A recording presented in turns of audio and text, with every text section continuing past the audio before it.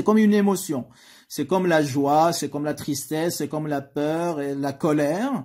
Et effectivement, hein, donc si on demande à quelqu'un de combien tu es en colère ou de combien tu es heureux, etc., il va faire des phrases, etc., mais il ne peut pas mesurer avec un chiffre de manière exacte vraiment l'état de, enfin, le niveau de sa colère, le niveau de sa joie, de sa tristesse, etc. Et donc, comme c'est du ressenti, eh bien, c'est très compliqué, voire impossible, de le mesurer de manière chiffrée, de manière quantitative. Et donc, c'est la raison qui a poussé ces économistes, c'est-à-dire finalement que l'utilité n'est pas mesurable.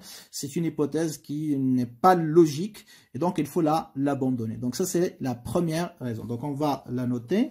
Alors, premièrement, donc, elle est improbable, d'accord, que le consommateur soit capable, d'accord, de mesurer avec exactitude le niveau de satisfaction procuré par la consommation d'un panier, d'une combinaison. Ok? Donc ça, pour eux, c'est impossible. Pourquoi? Car la satisfaction relève du ressenti, ok? C'est des choses qu'on ressent, hein, du ressenti comme les émotions que l'on peut pas chiffrer tout simplement, pour faire court, que l'on peut pas chiffrer. Donc mettre un chiffre. Donc ça veut dire quoi? Ça veut dire que l'utilité n'est pas mesurable. Voilà. Donc ça c'est la conclusion de leur première argumentation, à savoir que on peut pas considérer que l'utilité est mesurable. Donc l'utilité n'est pas mesurable. Très bien. Alors deuxième, enfin un petit peu dans la continuité, en plus la satisfaction elle est comment? Bah elle est subjective. Rappelez-vous. Je crois que maintenant vous comprenez ce concept, hein. Donc, elle est subjective, c'est-à-dire qu'il varie d'une personne à une autre. Et donc, comme il est subjectif, eh bien, il devient impossible, d'accord? Il devient impossible d'obtenir une évaluation, ok? Une mesure, si vous voulez, objective de la satisfaction, de l'utilité, hein, si vous voulez, pour changer un petit peu. Donc ça veut dire quoi? Ça veut dire que si je prends le même verre de jus d'orange, comme c'est subjectif, eh bien ça va varier son évaluation. C'est-à-dire la satisfaction procurée, ça va varier d'une personne à une autre parce que c'est pas le même besoin, c'est pas le même goût, etc. Il y a des gens qui aiment beaucoup le jus d'orange, d'autres moins, d'autres qui n'aiment pas. Et donc là, on peut pas avoir la même mesure suivant les différents individus, donc ça va varier. Et donc là, ça pose un problème aussi. Très bien. Donc, deuxième raison, nous disent donc les économistes, hein, donc modernes de l'école néoclassique, c'est que on n'a pas besoin justement d'étudier l'intensité de la préférence, hein, dont on a parlé tout à l'heure. Pourquoi? Parce que ce qui compte, c'est uniquement l'ordre de préférence. Ce qui compte, c'est uniquement est-ce que c'est A qui est préféré à B ou B qui est préféré à A, ou à la limite, il y a une indifférence entre les deux du consommateur. Maintenant, de combien, c'est-à-dire est-ce que c'est la préférence elle est forte ou est-ce qu'elle est faible, ça n'a pas d'importance. Pourquoi? Parce que le choix du consommateur ne changera pas. Que la préférence soit forte ou qu'il soit faible, eh bien s'il préfère A à B, il choisira toujours A. S'il préfère B à A, il choisira toujours B. Peu importe que l'écart d'utilité entre les deux paniers soit très élevé ou très faible, ça ne changera pas son choix. Et effectivement, ils ont raison, hein, donc je vais d'abord noter l'idée et je vais vous montrer à travers un exemple la pertinence de leur argument. Eh bien, deuxième argument, comme on vient de l'énoncer, c'est que, on va dire, l'estimation, d'accord, c'est une estimation finalement, donc l'estimation de l'intensité, d'accord, de l'intensité de préférence, c'est-à-dire l'écart d'utilité, Ok, comme calcul, ce qu'on a fait tout à l'heure dans l'exemple. Donc, l'estimation de l'intensité de préférence, ok, est inutile. Donc, il n'a pas une importance cruciale et est inutile dans le sens ou dans la mesure, ok, où ce qui compte pour décrire, parce que c'est ça notre objectif, décrire, expliquer le choix du consommateur, c'est l'ordre de préférence. C'est l'ordre de préférence qui compte. C'est-à-dire juste le classement. Après, de combien, est-ce que c'est fort, est-ce que c'est faible, ça n'a pas d'importance. Exemple. Ok. Alors, je reprends un petit peu mon exemple de tout à l'heure parce que c'est toujours valable pour les besoins de cette argumentation. Ok. Alors, U de A est égal, on a dit à 10, U de B est égal à 9, n'est-ce pas? Très bien. Donc, ici, je compare les deux indices, U de A est supérieur à U de B, n'est-ce pas? Donc, qu'est-ce j'en déduis? A est préféré à B. Qu'est-ce que le consommateur il va choisir? Bien sûr, le choix sera A. Donc, il va choisir le panier A. Il va décider d'acheter le panier A parce que il lui procure plus d'utilité. Très bien. Alors, maintenant, prenons un autre cas. U de A, on va dire 20. Cette fois-ci, U de B est égal à 10. Ok? Très bien. Pareil, je compare. U de A supérieur toujours à U de B. Qu'est-ce qu'on en déduit? L'ordre de préférence, c'est A préféré à B, comme ici. Et le choix, c'est toujours A. Donc, pourquoi je vous ai amené ces deux exemples? Justement pour que vous voyez donc clairement que, vous voyez le choix, est-ce qu'il change? Ici A, ici A. L'ordre de préférence est le même, mais l'intensité de préférence, elle est différente. Pourquoi? Parce que ici, l'écart, c'est 10 moins 9, ça fait 1. Ici, c'est 20 moins 10, ça fait 10. Donc, vous voyez que l'intensité de préférence dans le deuxième cas, elle est largement supérieure au premier, ou à celle du premier cas. Est-ce qu'il a changé le choix du consommateur? Non. Donc, c'est toujours A. Donc, il suffit juste que U de A soit supérieur à U de B pour que le consommateur préfère le panier A à B. Après que ce soit supérieur de 1 ou de 10, ça n'a aucune influence, ça n'a aucune importance.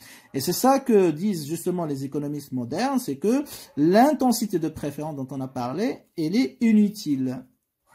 Pourquoi inutile? Ça veut dire qu'il n'influence pas le choix du consommateur. C'est dans ce sens-là. Donc, qu'est-ce qui compte? C'est l'ordre de préférence. C'est-à-dire, est-ce que U de A est supérieur à U de B ou U de B est supérieur à U de A? Donc, c'est l'ordre de préférence qui compte. Donc, je vais l'écrire ici. Donc, dans les deux cas, le consommateur choisit A car il préfère A à B. Donc, dans les deux cas, le consommateur choisit A car il préfère A à B, ce qui implique bien évidemment que c'est l'ordre de préférence. L'ordre de préférence qui compte. Et effectivement, donc ici, l'intensité de préférence, n'a aucune influence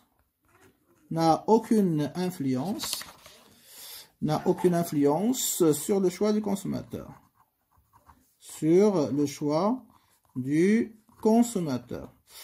Et effectivement, donc si on revient à notre exemple, qu'est-ce qu'on remarque? Eh bien, donc dans le premier cas, U de A moins U de B, c'est l'intensité, hein, comme on a dit tout à l'heure, c'est 10 moins 9 est égal à 1. D'accord? Donc, dans le deuxième cas, U de A moins U de B est égal à 20 moins 10, ça fait 10. Donc là, vous voyez que le choix, c'est toujours le panier A. Que l'écart soit égal à 1 ou que ce soit égal à 10. D'accord? Donc, que l'écart soit égal à 1 ou à 10, eh bien, le choix, c'est toujours le panier A. Voilà. Et donc, à partir de là, bien évidemment, donc ils vont dire effectivement qu'on n'a pas besoin de cette approche cardinale ou de cette mesurabilité de l'utilité, parce que effectivement, hein, donc on n'a pas besoin de calculer cet écart. On n'a pas besoin de cette intensité de degré de préférence, que ce soit fort ou faible, puisque ça n'influence pas le choix du consommateur. Il suffit juste que l'utilité d'un panier dépasse, d'accord, celle de l'autre. Qu'il le dépasse de 0,5, de 1, d'un million, etc., eh bien, c'est toujours le même résultat. Le choix sera toujours le panier qui sera préféré. Donc, c'est l'ordre de préférence, bien sûr, qui compte. D'accord? Et donc, à partir de cette critique, bien sûr, donc, c'est, voilà, donc, l'approche ordinale qui va être adoptée. D'accord? L'approche ordinale qui sera, effectivement, utilisée, qui sera utilisée dans l'approche, on va dire, dans la science économique moderne. Hein, donc, c'est celle qui va être adoptée par la suite. Donc, il sera utilisé dans la science économique moderne. Très bien. Alors, qu'est-ce que ça veut dire tout simplement ça? Est-ce que ça veut dire que l'approche, dans l'approche ordinaire, on n'utilise pas des chiffres? Non. Attention, il y a plein d'étudiants qui croient l'inverse. Non. On peut effectivement utiliser, et on doit utiliser des chiffres parce que sinon on ne va pas faire des maths en microéconomie. Donc on utilise des chiffres, mais ils n'ont pas la même signification. D'accord? Donc je vais mettre un point ici. Hein, donc signification. OK.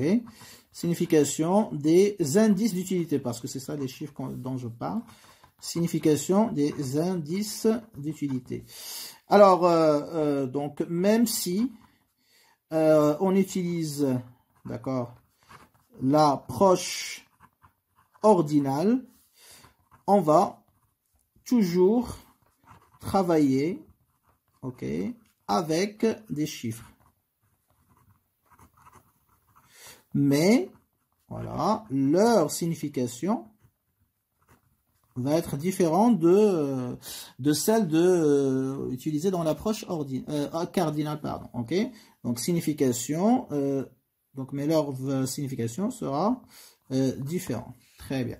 Alors pour comprendre cette différence, en fait, ce qui nous intéresse dans l'approche ordinale, parce que on vient de l'expliquer, c'est est-ce que l'utilité d'un panier A est supérieure ou est-ce qu'elle est inférieure ou est-ce qu'elle est égale par rapport à celle de l'autre panier dont on fait la comparaison. Donc ça veut dire quoi? Ce qui nous intéresse, c'est pas la valeur absolue. C'est-à-dire, est-ce que c'est très grand, la valeur, est-ce que c'est très élevé ou est-ce qu'elle est très petite? Non. Ce qui nous intéresse, c'est la valeur de l'utilité d'un panier par rapport à celle d'un autre. Donc, on l'appelle la valeur relative. C'est la valeur relative, donc, qui est très importante pour le classement et pour avoir ou établir un ordre de préférence. Donc, ça veut dire quoi? Ça veut dire que quand j'ai un chiffre, par exemple, 20, je dis pas 20, ce qui m'intéresse, c'est est-ce que 20 est élevé ou fort, etc. Non. Ce qui m'intéresse, c'est 20, est-ce qu'elle est supérieure par rapport à la valeur de l'utilité de l'autre panier? D'accord? Est-ce que j'ai 15, je dis supérieur. Si j'ai 30, ça veut dire inférieur. Si j'ai 20, ça veut dire égal tout simplement. Donc, ce qui m'intéresse, c'est ça. Parce que c'est ça qui va me permettre de dire est-ce que c'est le panier A qui va être préféré à B ou est-ce que c'est l'inverse ou le consommateur il est indifférent entre les deux. D'accord? Donc, c'est ce qu'on appelle la valeur relative. Alors, dans l'approche, on va le noter, dans l'approche ordinale, c'est la valeur relative, d'accord, de l'indice. Hein, je rappelle, l'indice, c'est le niveau d'utilité. Donc, c'est le mot technique pour représenter le niveau d'utilité. Donc, relative de l'indice d'utilité qui compte. Et non pas la valeur absolue. Et non pas la valeur absolue. OK? Ça veut dire sa valeur comparée à celle de l'autre panier. C'est ça qui nous intéresse parce que, je rappelle, c'est l'ordre de préférence qui compte. Donc, non pas la valeur absolue. Très bien. Alors, je vais prendre un exemple. OK? Donc, peut-être je vais enchaîner sur une autre feuille. Ok, voilà. Alors, je prends un petit exemple. Alors, soit, donc toujours, hein, donc U de A, par exemple, est égal à 4. U de B est égal à 10. Ok. dans l'approche cardinale, n'est-ce pas? Donc là, j'utilise des chiffres, hein, donc juste pour vous montrer la différence d'interprétation. Hein, donc, je vais travailler avec des chiffres dans les deux approches, mais dans l'interprétation, vous allez voir la différence. Alors, dans l'approche cardinale, qu'est-ce que je vais dire? Eh bien sûr, donc U de A est supérieur à U de B. Donc, qu'est-ce que je vais écrire? A est préféré strictement à B. Mais on a vu aussi dans l'approche cardinale que je peux aussi indiquer l'intensité de préférence. C'est-à-dire que de combien il préfère A à B. Est-ce que la préférence est très forte ou est-ce qu'elle est très faible dans ce cas-là? Alors, qu'est-ce que je remarque? U de A est égal à 40, c'est 4 fois 10, c'est 4 fois l'utilité de B. Donc, qu'est-ce que j'en déduis? Ben, j'en déduis que A est préféré. Donc là, bien sûr, la préférence, elle est très forte. 4 fois plus AB. A est préféré 4 fois plus AB. Donc, ça veut dire que j'ai une préférence forte. Voilà. Donc, voilà les chiffres, comment je les interprète dans l'approche cardinale. Donc, première interprétation, ça me donne l'ordre de préférence. Hein, donc, ici, on a dit l'ordre. Et ici, ça me donne quoi? L'intensité. L'intensité, vous voyez? Alors, dans l'approche ordinale, bien sûr, je vais utiliser les mêmes chiffres, hein, donc il n'y a pas de problème, il n'y a pas d'interdiction là-dessus. Hein, donc j'écris hein, donc U de A, pareil, supérieur à U de B. Mais qu'est-ce que je vais donc retenir comme commentaire ou interprétation? Seulement que A est préféré à B. Donc, je ne vais pas dire A est préféré à 4 fois plus comme dans l'approche cardinale. Okay? C'est-à-dire que je mets uniquement l'ordre de préférence. C'est pour ça qu'on l'appelle ordinal. Ordinal, ça vient du mot ordre aussi. Hein. Donc, ordre de préférence. Donc là, je dis juste que le consommateur, il préfère le panier A à B. Mais si je dis 4 fois plus, ça veut dire que je suis dans l'approche cardinale. Si je dis juste préféré, ça veut dire que je suis dans l'approche ordinale. Donc, vous voyez, hein, donc on travaille avec des chiffres, hein, il n'y a pas de problème. Dans l'approche ordinale aussi. Mais ça n'empêche pas, bien sûr, donc que ce soit un point commun avec l'approche cardinale, mais l'interprétation, bien sûr, elle est différente. D'accord? Alors, cela implique, bien sûr, que dans l'approche ordinale, on demande, pourquoi on utilise la fonction d'utilité? On demande à la fonction d'utilité, si vous voulez, quel est son rôle? Le seul rôle, c'est d'indiquer l'ordre de préférence. Alors que dans l'approche cardinale, en plus, il doit me donner l'intensité. Donc, à la fonction d'utilité, d'indiquer ou de représenter, si vous voulez, la même chose, de représenter, indiquer seulement l'ordre de préférence. Donc, indiquer seulement l'ordre de préférence et non pas bien sûr, hein, donc son intensité. Donc, l'intensité n'existe pas dans l'approche ordinale. Alors, qu'est-ce que ça implique? Eh bien, ça implique tout simplement que plusieurs fonctions d'utilité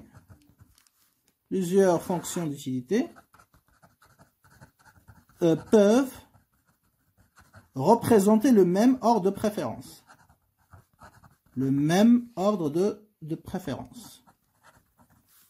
Ça veut dire que je peux obtenir le même classement entre deux paniers A et B. Je peux obtenir le même classement entre deux paniers A, par exemple A est préféré à B, avec plusieurs fonctions d'utilité. Hein. Donc, et ça, c'est intéressant. On va voir justement dans la dernière partie hein, donc de cette séance. Voilà, qu'est-ce que ça implique? Donc, même classement peut être obtenu avec différentes fonctions d'utilité. Ok. Alors, exemple, et je termine sur cette vidéo-là. Exemple, hein, donc j'ai par exemple A 2, 3. Ok. B 1, 2. Ok. Alors, j'ai U, je vais l'appeler U, XY est égal à X plus Y. Et V, une deuxième fonction d'utilité différente. Bon, comment je prends? Ben, peut-être, hein, je prends x plus y au carré. Imaginons que j'ai ces deux fonctions d'utilité, d'accord? Alors, question, est-ce que ces deux fonctions d'utilité vont me donner le même ordre de préférence entre les deux paniers A et B, c'est-à-dire le même classement? On va voir effectivement que c'est le cas. Donc, qu'est-ce que je vais faire? Ben, je vais calculer l'utilité de A et l'utilité de B avec la fonction U et avec la fonction V. Et je regarde, est-ce que je vais obtenir le même classement ou pas? D'accord? Très bien. Alors, est-ce que U et V représentent, question, représentent le même ordre de préférence? Alors, ça veut dire quoi? Ça veut dire, est-ce qu'ils donnent le même classement entre A et B? Alors, pour le savoir, bien sûr, donc on va établir le classement entre A et B avec U. Et on va établir voilà, l'autre, donc classement entre A et B avec la fonction V, et on compare les deux. Si on a le même classement, donc ils représentent le même ordre de préférence. Donc pour cela, donc je calcule U de A. Je remplace tout simplement, donc x plus y, donc ça fait xa plus ya. Je remplace, ça fait 2 plus 3, ça fait 5. U de B, pareil, xb plus yb, ça fait pareil, 1 plus 2. La somme. Donc, qu'est-ce qu'on remarque? Bah, U de A est égal à 5 et le supérieur à U de B qui est égal à 3. Donc, conclusion, A est préféré à B. Voilà l'ordre de préférence que j'obtiens avec la fonction U. OK? A est préféré à B. Maintenant, je vais faire le même travail, cette fois-ci avec la fonction V. Donc, je calcule les indices d'utilité. V de A. Ça fait donc x plus y au carré, donc ça fait en fait u au carré tout simplement, donc le résultat obtenu, mais bon, je vais l'écrire quand même. Donc ça fait 2 plus 3 au carré, donc ça fait 5 au carré, ça fait 25. Voilà. Et pareil pour le panier B, donc ça fait 1 plus 2 au carré, ça fait 3 au carré, ça fait 9. Et je compare les indices d'utilité de A et de B. L'indice d'utilité de A, c'est V de A, 25, et il est supérieur toujours à V de B, qui est égal à 9. Et donc, j'en déduis toujours que A est préféré à B. Donc là, qu'est-ce qu'on remarque? U et V donnent le même classement.